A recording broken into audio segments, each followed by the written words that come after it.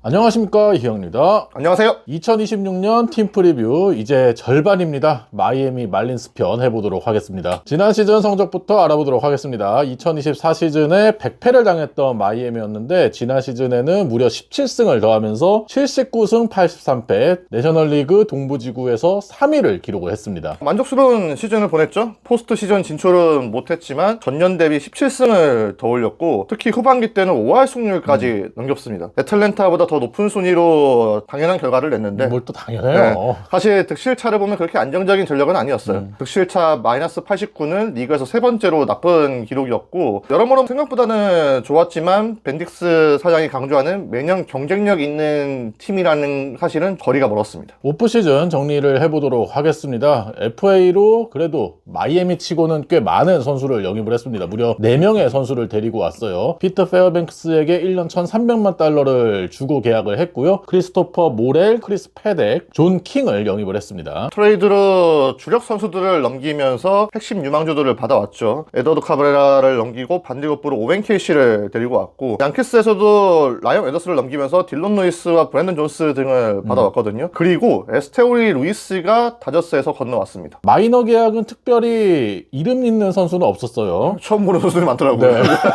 데니엘 존슨, 스티브 존스, 헤수스, 바스티다스, 에번 맥켄트리 같은 선수가 있었는데 거의 대부분 처음 들어보는 이름이었고요. 팀을 이탈한 선수로는 라이언 에더스가 트레이드로 양키스로 넘어갔고 에드워드 카브레라가 컵스로 트레이드가 됐습니다. 에릭 와가맨도 트레이드가 됐고 데인 마이어스도 신시내티로 트레이드가 됐어요. 헤수스 티노코, 조이 이머, 발렌테 벨로소, 빅터 메사 주니어 같은 선수들이 팀을 떠났습니다. 스토브리그 등급 매겨보겠습니다. 카브레라와 웨더스는 위험도가 높은 투수들이죠. 부상 때문에 온전히 시즌을 보내기가 어려운 투수들이라는 측면에서 반대급부로 유망주들 그렇게 받아온 점은 나쁘지 않아 보였습니다. 오웬 케이시는 평가가 좀 갈린다고 해도 그래도 지난해 트리플 A IL에서 22개의 홈런을 때려낸 타자였고요. 또 다른 스타워스의 등장을 기대할 수 있는 선수라고 생각을 하거든요. 마무리는 반드시 필요했는데 페어뱅크스 정도면은 아메리칸 리그 동부지구에서 생존을 했던 마무리이기 때문에 역시나 뒷문 전력도 더 나아졌을 것이라고 내다봤고요. 납득 가능한 행보는 있었지만 과연 팀이 확 좋아질지에 대해서는 확신이 떨어지더라고요. 일례로 모렐이 마이애미가 포기한 트로인 존스턴보다 과연 나을지부터 의문이었는데 그래서 C 이상은 줄 수는 없었습니다. FA 계약을 마이애미 치고는 많이 한 시즌이었고요. 라이언 에더스, 에드워드 카브레라 선발진의 뎁스가 많은 상황에서 앞서 이창섭 위원이 얘기한 대로 위험도가 넘치는 선발 투수들을 처리를 하면서 즉시 전력감인 젊은 선수와 함께 향후 내다볼 수 있는 유망주들을 데려왔다라고 생각을 했어요. 지속적인 발전과 승리를 원하고 있는 마이애미 입장에서는 올 시즌 당장 성과를 내지 않더라도 앞으로를 또 기대해 볼 수 있는 이번 오프 시즌이라고 생각을 해서 저는 B를 줬습니다. 오, 후하네요. 이제 저희보다 그렇지. 좋은 성적을 얻었으니까. 그래서 그런 거 아니야 지금. 네. 은연중에 인정을 하고 있네. 아, 인정해야죠.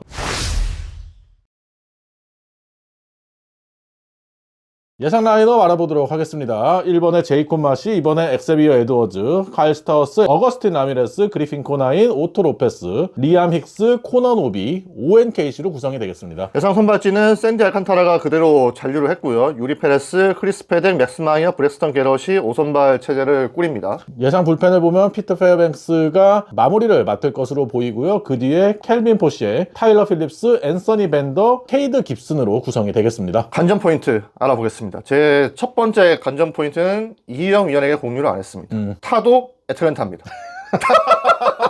예상했습니다. 근데. 네, 작년 7월 3일 기준 내셔널리그 동부지구는 3위가 애틀랜타, 4위가 마이애미였어요. 두 팀은 반게임 차로 역시나 라이벌답게 치열한 경쟁을 이어갔죠. 그리고 그 이후에 마이애미가 앞섰습니다. 7월 3일 이후에 마이애미가 41승 37패, 리그 5위에 해당하는 승률을 거뒀고 애틀랜타는 37승 40패로 5할 승률을 채 넘지 못했죠. 마이애미가 애틀랜타보다 더 위에 위치한 시즌이 그렇게 오래되지도 않았습니다. 2017년에도 마이애미가 2위, 꽤 됐는데요. 애틀랜타가 3위, 10년도 안 됐잖아요. 꽤 됐죠, 그래도. 네. 그래서 누군가가 그렇게 현실부정할 정도로 믿기 힘든 수준은 아니었어요. 하지만 여기에 안주에서는 곤란하겠죠. 작년에 애틀랜타와의 맞대결에서 5승 8패로 밀렸습니다. 특히 마지막 6경기 전적은 1승 5패였는데 8월에는 4월 일정이 밀리면서 5연전이 있지 않았습니까? 그 5연전에서 1승 4패로 매우 안 좋았어요. 그러면서 2014년 10승 9패 이후에 한 번도 애틀랜타 상대 위닝 시즌을 기록한 적이 없습니다. 또 마이애미는 플로리다 시절부터 애틀랜타를 압도적으로 이긴 적이 없었어요. 한 시즌에 애틀랜타 상대 최다 승수가 10승밖에 되지 않았거든요. 그리고 딱 4번 있었습니다. 지난해 마이애미의 애틀랜타 상대 타율을 보면 마시가 4할 7리, 리암 힉스가 3할 9푼 4리, 에드워즈도 3할 2푼 1리로 좋았거든요. 그런데 한 방을 쳐야 되는 스타워스라든지 어거스틴 라미레스가 모두 1할 때 타율로 고전을 했습니다. 또 팀 ERA도 애틀랜타 상대로 6.21, 피홈런을 22개나 안 해뒀더라고요. 그래도 희망적인 부분은 가장 많은 홈런을 때려냈던 오스나가 떠났고, 그리고 프로파가 나오지 못하죠. 과연 마이애미가 애틀랜타보다 성적이 뛰어난 걸 넘어서서 애틀랜타와의 상대 전적에서도 우위를 점할 수 있을지 궁금해서 가장 먼저 얘기를 해봤습니다. 제 첫 번째 관전 포인트는 5할입니다.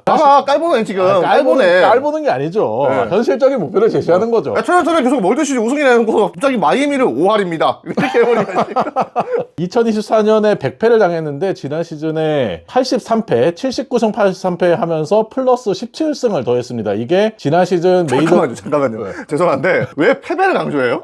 아니 강조하지 승리를 않았어요. 말해줘야 되는 거지. 마이애미 프리뷰인데 너무 라이벌 의식을 가지고 있네. 승리를 얘기했잖아요. 아니 근데 승리를 뒤에 얘기하고 패배를 당했다 이렇게 그 나가버리면 다음에 이제 승수를 또 강조할 겁니다. 이거는 견제를 심하게 하는데요? 네. 플러스 17승을 거두면서 토론토 화이삭스에 이어서 2024 시즌 대비 승수가 3번째로 많이 늘어난 팀이었어요. 그러다 보니까 브루스 셔먼 구단주와 피터 벤딕스 사장은 올 시즌 포함해서 계속해서 지속 가능한 승리를 하는 팀을 원하고 있습니다. 포스트 시즌도 여기에 포함이 되고 있어요. 브루스 셔먼 구단주는 우리 조직의 기준은 앞으로 지속적인 포스트 시즌 진출이 될 것이고 프론트 오피스도 마찬가지다라고 얘기를 했고 피터 벤딕스 사장도 우리는 포스트 시즌 진출 도전을 하면서 느끼는 부담을 환영한다라면서 승리를 하려는 기조를 환영을 하고 있는 모습이에요. 2년 차를 맞은 클레이튼 맥컬러 감독도 우리는 여기서 해마다 우승 경쟁을 할 수 있는 위치에 우리를 올려놓는 문화를 만들 것이다 라고 얘기를 했어요. 지난 시즌에 클레이튼 맥컬러 감독이 선임이 되면서 팀 컬러가 상당히 끈끈해지지 않았습니까? 개막전부터 끝내기 승리를 가져갔고 젊은 선수들이 똘똘 뭉치는 모습이 있었는데 그렇죠. 올 시즌도 그러한 모습을 한번 기대를 해봐야겠고요. 올 시즌뿐만 아니라 앞으로의 성장을 위해서 브루스 셔먼 구단주가 나름 투자를 많이 했어요. 플로리다 주피터에 위치한 스프링 트레이닝 시설을 확장을 하고 개선을 하면서 선수들을 발전시키기 위한 노력을 했고요. 이번 오프 시즌에 지난 시즌의 성적이 많이 올랐기 때문에 올 시즌도 승리를 하기 위해서 마이애미 사정상 많은 돈을 투자할 수 없지만 FA를 4명이나 데리고 왔습니다. FA 선수를 4명이나 데려온 게 2016, 2017 오프 시즌에 이어서 정말 오랜만이라고 하고 피트 페어뱅크스에게 1,300만 달러를 안겨줬는데 이게 마이애미 역사상 불펜 투수에게 가장 많은 돈을 투자를 한 거였어요. 이게 좋아야 되는 겁니까?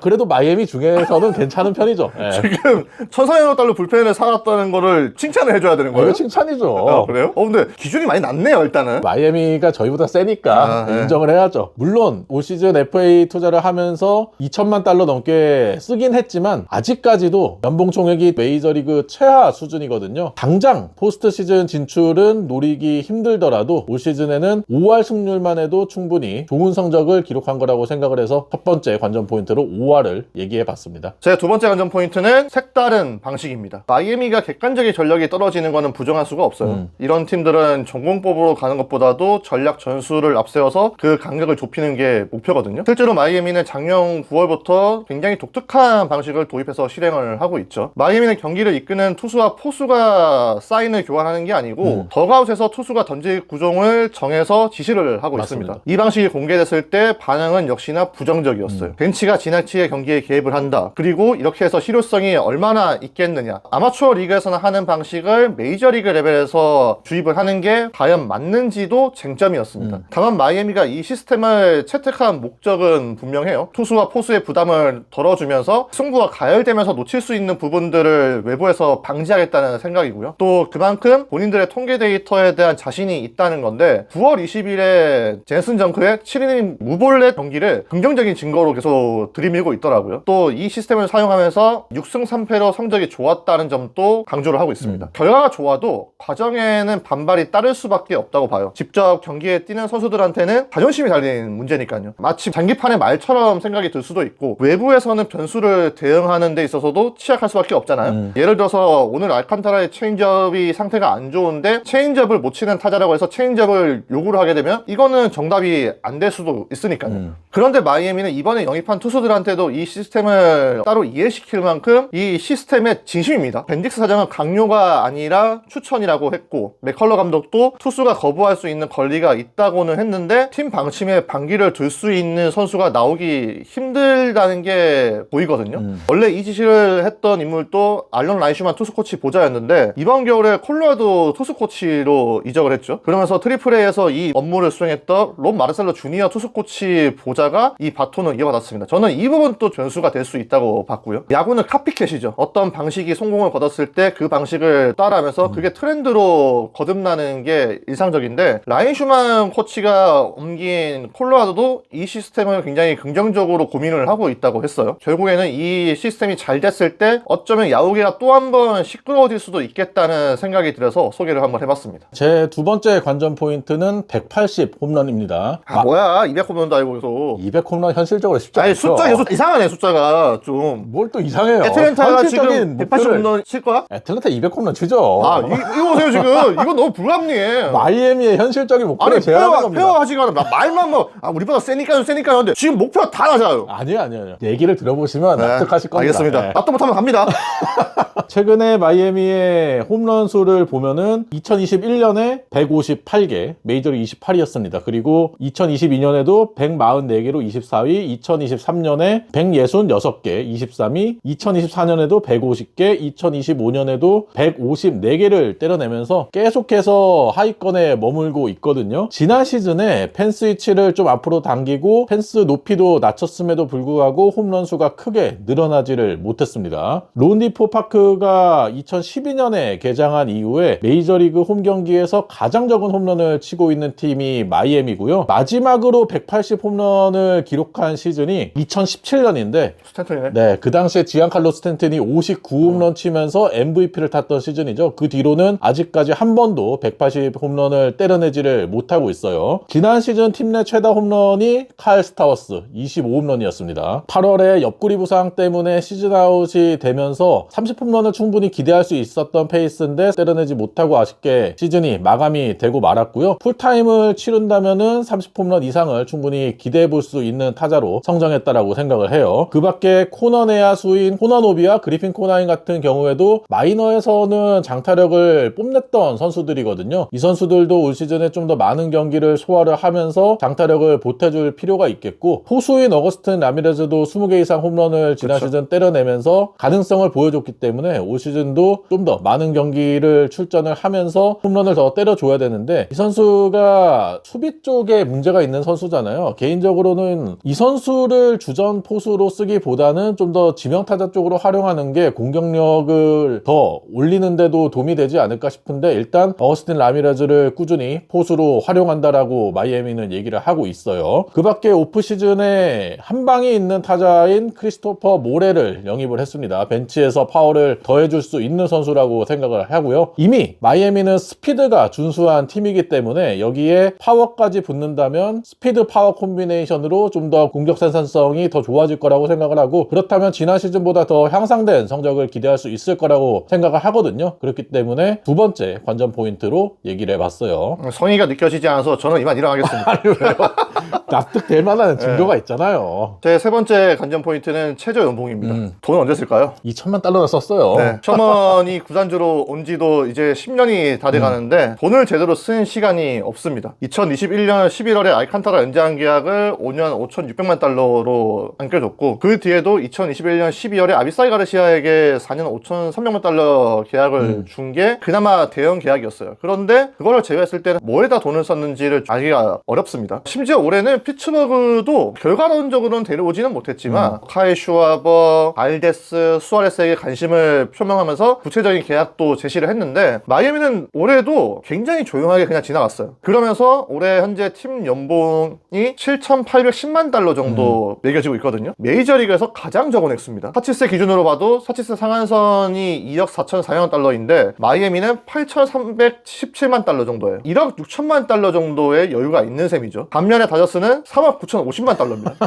사치세 기준 연봉만 봐도 4억 달러가 넘어요. 작년에 다저스가 사치세로 1억 6,900 $900만 정도 부과를 했으니까 현재 마이애미는 이거의 절반도 미치지 못하는 돈으로 시즌을 운영하고 있는 겁니다. 물론 다저스와 마이애미는 직접 비교하기에는 많은 무리가 있죠. 구단에서는 투자에 인색하다는 지적에 선수 육성 인프라에 투자를 했고, 이번에 FA 시장에는 팀 컬러에 적합한 선수가 없었다. 또 젊은 선수들이 주축인 팀이기 때문에 베테랑들을 데려와서 출장 시간을 분담하는 건 계획에 어긋난다고 해명을 했더라고요. 그렇다고 해도 다른 팀들이 투자 의지를 보이는 시점에서 마이애미 혼자 앓는 소리를 하는 게 받아들이기가 어려웠습니다. 켄 로젠타의 보도에 따르면 수익 공유 기금을 받는 팀은 해당 금액의 1.5배 수준의 사치세 팀 연봉을 유지를 해야 되는데 마이애미는 이 협약을 무시하고 있다고 알려졌죠. 마이애미는 알칸타라가 트레이드가 되지 않아도 내년 시즌에는 팀 옵션이기 때문에 보장 계약으로 분류된 선수가 한 명도 없습니다. 투자가 반드시 성공하는 건 아니지만 투자 없는 성공은 더 힘들다고 생각을 하기 때문에 마이애미의 구조적 문제를 다뤄봤습니다. 브루스 셔먼 구단주가 구단을 인수한 이후에 본인은 1센트도 챙기지 않았다라고 얘기를 하긴 했는데 믿을 순 없죠, 사실. 그렇죠. 네. 믿을 놈이 하나도 없어요. 제 마지막 관전 포인트는 30세이브입니다. 제가 오늘은 다 숫자로 채워봤는데 또 뭐라고 하실 거죠? 네, 진짜 성의 없다 이거는. 한 3분 만에 다 끝낸 거네. 아니요. 생각 많이 했습니다. 네. 샌디 알칸타라를 중심으로 유리 페레즈, 브렉스턴 게러, 크리스 페덱, 맥스 마이어, 마이너 유망주인 토마스 화이트까지 선발 뎁스는 잘 만들어 놓은 마이애미인데 사실 최근에 불펜이 문제였어요. 그렇죠. 확실한 마무리가 없었던 마이애미 불펜진인데 마지막으로 팀 내에서 세이브 1위가 2년 연속 같았던 시즌이 2016년, 2017년 AJ 라모스가 마지막입니다. AJ 라모스가 2016년에 40세이브를 거둔 이후에는 30세이브 투수가 한 명도 나오지 않고 있고 마무리 투수가 계속해서 바뀌고 있는 마이애미예요. 이번에 피트 페어뱅크스가 영입이 되면서 확실한 마무리를 구축을 했습니다. 피트 페어뱅크스가 최근 3시즌 연속 20세이브 이상을 기록을 하고 있고 2023년부터 2025년까지 75세이브 거두는 동안 세이브 성공률이 85.2%, 나름 준수한 세이브 성공률도 기록을 했고, 앞서 이창섭 위원이 말씀해 주신 대로 아메리칸 리그 동부지구에서 굴렀던 선수이기 때문에 마이애미 같은 팀에서 충분히 좋은 마무리로 활약할 수 있을 선수라고 생각이 돼요. 피트 페어뱅크스가 확실하게 중심이 되어주고 나머지 선수들이 그 앞에서 잘 막아줘야 되는데 마이애미 불펜진이 그래도 나름 구성이 괜찮습니다. 우완과 좌완의 밸런스가 상당히 좋은 팀이에요. 좌투수도 3명이나 되고요. 맥컬러 감독은 페어뱅크스 앞에 나머지 불펜 선수들은 전부 다 멀티이닝이 소화가 가능한 선수로 만들겠다라는 얘기를 했거든요. 그리고 언제든지 올릴 수 있는 선수가 되어줘야 된다라고 스프링 트레이닝에 계속해서 강조를 하고 있습니다. 불펜진이 페어뱅크스를 중심으로 안정이 된다면 선발진과 불펜진이 확실하게 조화를 이루면서 투수진이 안정이 될 수 있는 마이애미거든요. 그렇다면은 좀 더 지난 시즌보다 좋은 성적을 기대할 수 있을 거라고 생각을 해서 관전 포인트로 뽑아봤어요.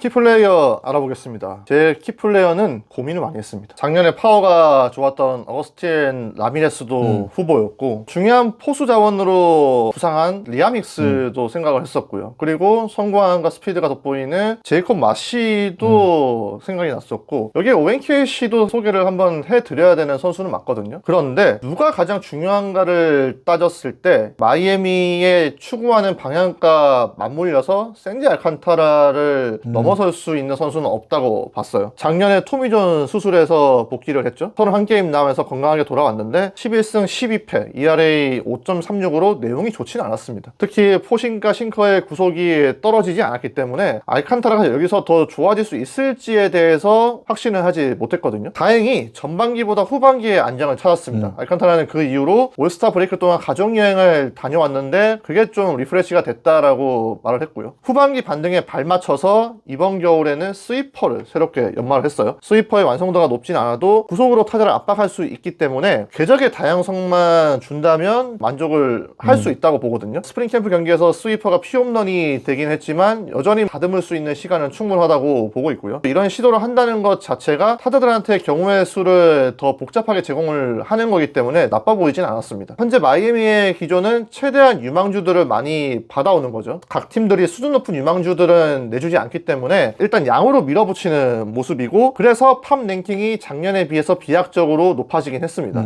알칸타라는 당연히 남고 싶어 하지만 어쨌든 잘하든 못하든 헤어질 시간이 다가오고 있다고 보여지고요. 그 전에 알칸타라가 진가를 보여줘야 된다고 생각을 해서 키플레이어로 뽑아왔습니다. 제 키플레이어는 카일 스타워스입니다. 지난 시즌에 117경기 나서서 타율 2할 8푼 8리, 홈런도 25개 쳤고요. OPS 0.9 이상을 기록을 했어요. OPS 0.912는 450타석 이상 들어선 타자 가운데 메이저리그 8위고, 조정 득점 선상력 149도 역시 마찬가지로 8위였습니다. 7월에 3할 6푼 4리에 10개 홈런 기록하면서 내셔널리그 7월의 선수로 선정이 됐는데, 그 기세를 시즌 끝까지 이어갔으면 좋았겠지만 8월에 부상을 당하면서 시즌이 마감이 되고 말았어요. 25개의 홈런이 상당히 영향가가 좋았는데, 팀에게 리드를 안기는 홈런이 10개였고 동점 홈런이 2개, 그리고 끝내기 홈런이 2개일 정도로 상당히 영향가 만점의 홈런을 때려냈습니다. 그리고 홈런이 잘 나오지 않는 론디포 파크와 원정 경기의 차이가 거의 없었어요. 론디포 파크에서 2할 7푼 6리에 홈런도 13개 기록을 했고, 원정에서 3할에 홈런도 12개였으니까 투수 친화적인 론디포 파크에서도 성적 방어를 잘했다라고 볼 수 있겠습니다. 구종별로 따져도 빠른 공과 변화구 차이도 그렇게 크지 않았는데, 이렇게 좋은 점도 있었지만 우타자와 좌타자 상대 성적의 차이가 꽤 많이 났고, 장타력을 보여주긴 했지만 헛스윙이 꽤 많이 나왔던 스타워스예요. 이러한 점은 점점 메이저리그에 자리를 잡으면서 개선을 해 나가야 될 것으로 보이고요. 스타워스가 지난 시즌 성장에 대해서 멘탈적으로 성숙했다라는 것을 가장 먼저 얘기를 했습니다. 자기 자신의 모습 이상으로 되려고 노력하지 않았다라고 얘기를 했고, 실패를 수용했다라고 얘기를 했어요. 그리고 마이너에서의 자기 스윙 영상을 보면서 자기 스윙도 충분히 메이저리그에 통할 수 있다라는 자신감을 얻었다라고 얘기를 했습니다. 그리고 트레젝트 머신 같은 최첨단 피칭 머신을 통해서도 훈련을 많이 하면서 기술적으로도 도움을 많이 받았다라고 얘기를 했어요. 이번 시즌을 앞두고 2월에 출산을 했습니다. 딸이 태어나면서 더욱더 동기부여가 될 수 있는 스타워스인데, 동기부여는 되겠지만 쉽지 않을 텐데.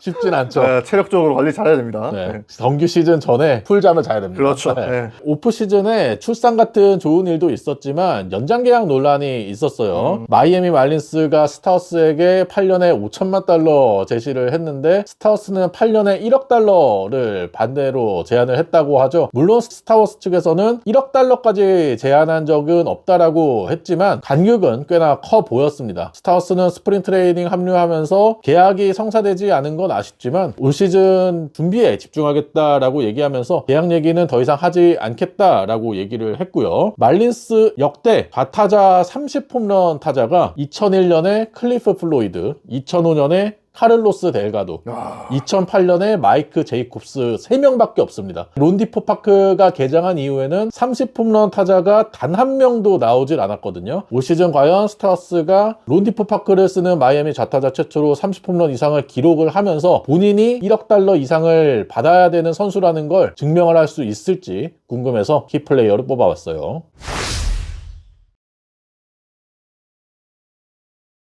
최고 최악 시나리오 알아보겠습니다. 제 최고의 시나리오는 올해도 이희영 위원이 마이애미가 한 수 위라는 걸 인정한답니다. 사실 마이애미가 당장 포스트시즌 간다, 우승한다 이렇게 밀어붙이기에는 팀 전력이 거리가 있고, 이희영 위원이 인정을 할 정도면 마이애미가 굉장히 선방을 했다는 게 아닐까 싶어서 써봤습니다. 2시즌 연속이면 인정해야죠. 네, 인정해야지 그거는. 근데 지금도 인정해야 돼. 아니야. 정신 차리세요. 제 최고의 시나리오는 180이닝 선발 투수 3명 이상입니다. 네, 이거 보세요. 몸이 건장합니다. 최근에 마이애미의 선발 투수들이 부상을 너무 많이 당했어요. 아니, 그러니까 180이닝 던지고 ERA 4.5점 상관없다는 거야. 아니죠. 네. 180이닝 던지려면 좋은 ERA를 붙였어야지. 아, 그러면 ERA까지 붙일게요. 네. 180이닝 플러스 ERA 3점대. 보세요, 지금. 이거 봐봐. 마지 못하는 거잖아요, 지금. 아니에요. 마지 못하는 게 아니고. 존재를 엄청 하네, 진짜. 최악의 시나리오는 제프리 로리아가 구단 고문으로 정규 복귀한답니다. 제프리 로리아 80대 중반입니다. 그런데 2011년 기억하시죠? 잭 맥키언이 감독으로 복귀했을 때 여든이었어요. 그쵸. 내셔널리그 최고령 감독의 기록을 가지고 있는 팀이 말린스입니다. 제 최악의 시나리오는 애틀랜타를 괴롭히지 못하고 워싱턴에게 괴롭힘 당한다입니다. 제 바람입니다. 그렇지. 최악의 시나리오 쓰랬더니 자기 바람 쓰고 있네. 어쨌든 마이애미에게는 별로 좋지 않은 얘기니까요. 네.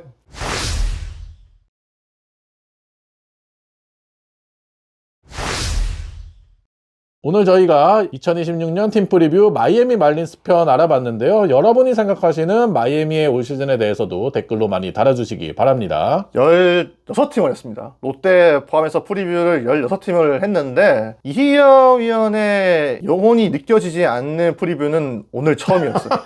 그만큼 이희영 위원이 굉장히 마이애미를 견제를 하고 있는데 과연 애틀랜타가 올해도 마이애미 미칠지 궁금합니다. 구독과 좋아요 부탁드리고요. 다음 프리뷰 팀으로 찾아뵙도록 하겠습니다. 안녕.